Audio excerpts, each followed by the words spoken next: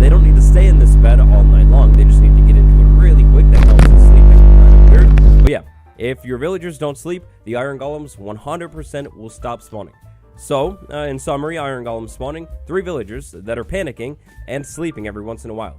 Once you meet those 3 requirements, you're going to need spawnable space in range.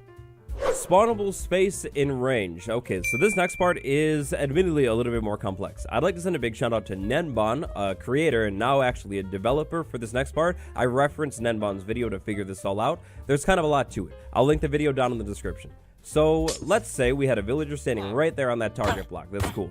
That block right there is like the source block for everything that we're going to talk about here.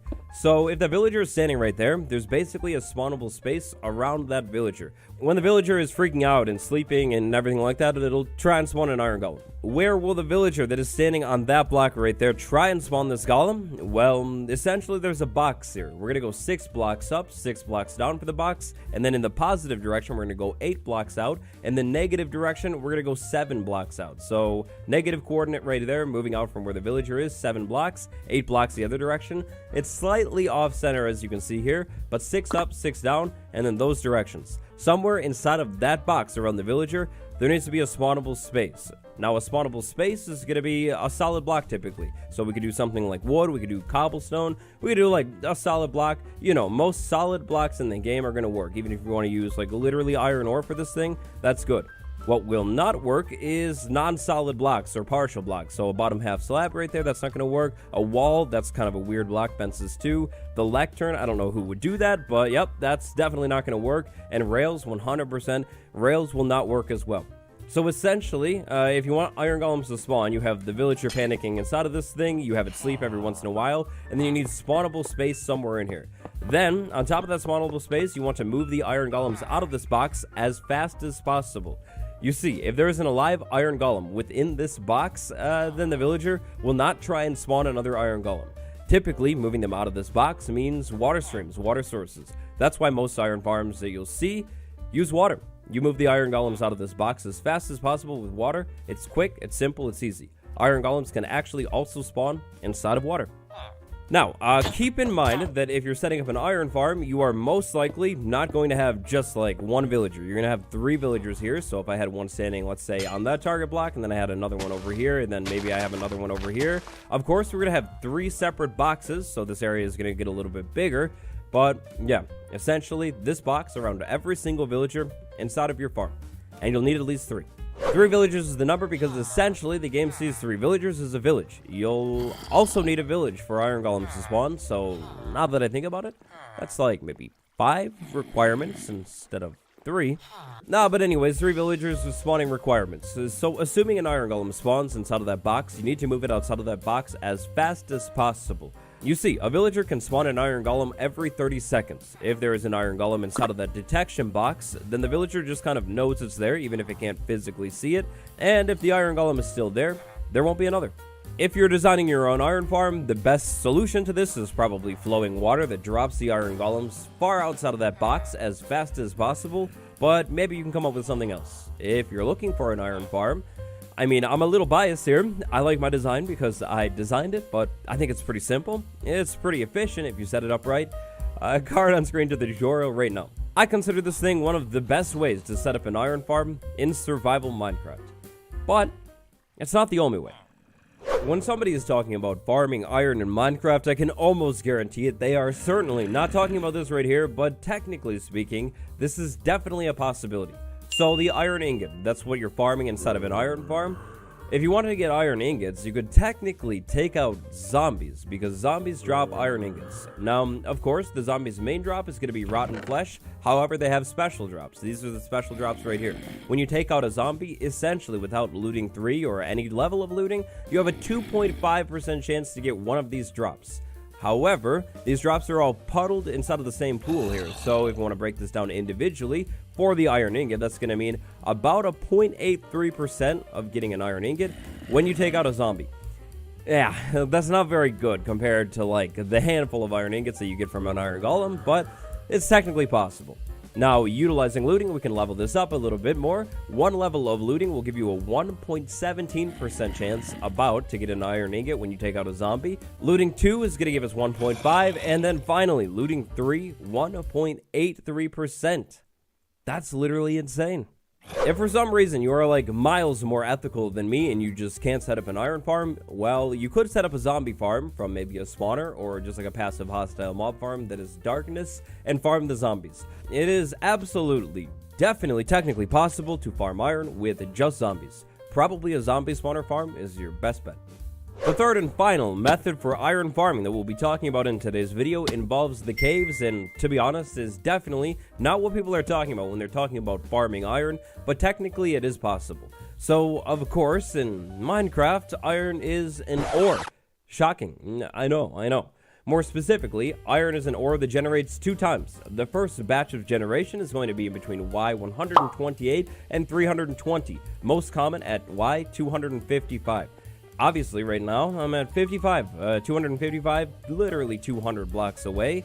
Yeah, we're down inside of a cave. So that first batch of generation is typically inside of the mountains. The second batch generates in between negative 24 and 54, most common at Y15. That's what we're talking about. If you want to farm iron, technically, you could go down into the caves and literally just mine iron, somewhere in between negative 24 and 55. I highly recommend, if you're doing this method, to get a good pickaxe with Fortune 3. If you mine a piece of iron ore in 1.18, you'll get 1 piece of raw iron.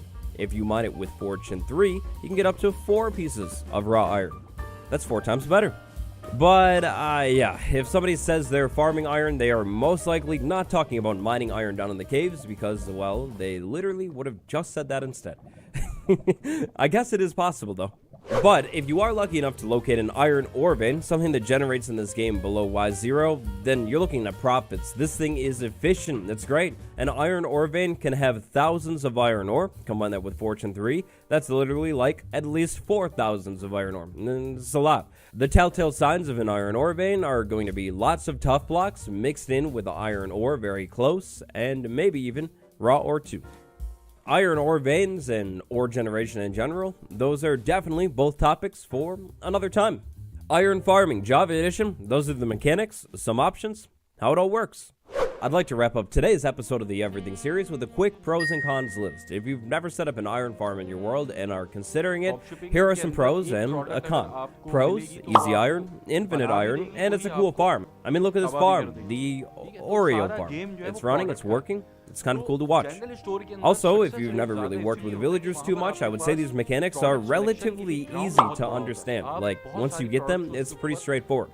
If you've never really worked with villagers before, an iron farm will be a great spot to start. The con of an iron farm is that these things are absolutely game-breaking. Once you build one of these things in one of your worlds, you will need to build one of these things in every single one of your worlds. Also, this thing kind of completely annihilates the whole idea of mining for iron down in the caves, even inside of the new exciting 1.18 caves. It's just not the same. So, episode 1 of the Everything series, it's over. Iron farming. That's how it works right now, as of Minecraft Java 1.18.2. For the most part, since the 1.14 update, the mechanics have stayed essentially the same. If you enjoyed this video, I would appreciate a like, and if you're new here, I would definitely recommend subscribing. Like I said, brand new series, long-term series, historical series even. Maybe. If there's anything I should do different, maybe a topic you'd like to see next, drop that down in the comments below. It's been me, your boy. I will see you tomorrow. Goodbye, goodbye. आपने concept देखा होगा $1 shop का, ये अभी पाकिस्तान के अंदर भी चल रहा है और दुनिया भर में तो बहुत चल रहा है और बहुत अरसे से चल रहा है। अब एक मैं आपको छोटी सी एग्जांपल देता हूँ, उससे आपको बिल्कुल क्लियर हो जाएगा कि आपने किस डायरेक्शन में जाना है, जनरल में जाना है या फिर नीश स्टोर में जाना है। एक रोड के ऊपर एक बंदा जा रहा है, उसके सामने एक उसको दुकान नजर आई जिसके ऊपर लिखा था $1 शॉप, और उसने उसको देखा और वो उस दुकान के अंदर चला गया। जब वो उस दुकान के अंदर जा रहा है तो उसके दिमाग के अंदर क्या चीज़ वो लेकर जा रहा है, ये मैं आपसे सवाल पूछ रहा हूँ। उसके दिमाग में कौन सी प्रोडक्ट है कि जो वो सोच कर अंदर जा रहा है मुझे लेनी है, ये मैं आपसे सवाल पूछ रहा हूँ। उसके दिमाग में कोई प्रोडक्ट नहीं है। उसने क्या देखा है? उसने देखा है $1 शॉप है, अफोर्डेबल है, सस्ती है, पहली चीज़। दूसरी चीज़ उसने क्या चीज़ महसूस की कि यार ये इसके अंदर बहुत सारे आइटम्स होंगे, ठीक है। तीसरी चीज़, जब वो दुकान के अंदर घुस रहा है तो उसको पता है कि मुझे कोई एक स्पेसिफिक प्रोडक्ट मेरे जहन में नहीं है, मैं बस जा रहा हूँ अंदर देखता हूँ।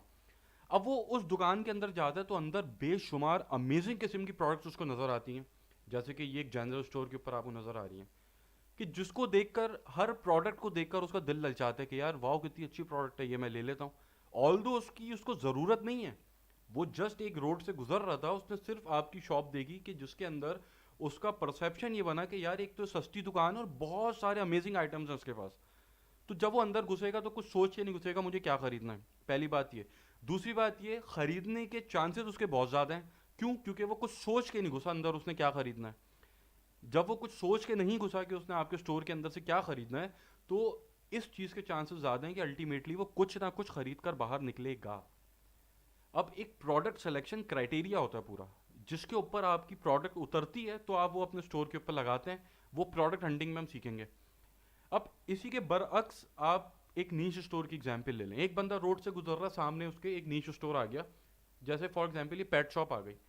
अब वो उस पेट शॉप के अंदर सबसे पहले तो घुसेगा नहीं जब तक उसको वहाँ जो आइटम पड़े उसकी ज़रूरत नहीं होगी, पहली पॉइंट ये। दूसरा पॉइंट ये, अगर वो उस शॉप के अंदर घुस रहा है तो उस शॉप के अंदर वो अपने दिमाग के अंदर एक प्रोडक्ट लेकर घुस रहा है कि हाँ यार मुझे इस प्रोडक्ट की अस्सलाम वालेकुम। ज़रूरत है, आज अंदर स्टोर्स का जाएगा तो ही वो उसको बाय करेगा। तो यहाँ पर प्रोडक्ट खरीदने की प्रोबेबिलिटी कम है। जब तक उसको ज़रूरत नहीं है वो नहीं खरीदेगा, या हो सकता है वो आपकी दुकान के अंदर आए।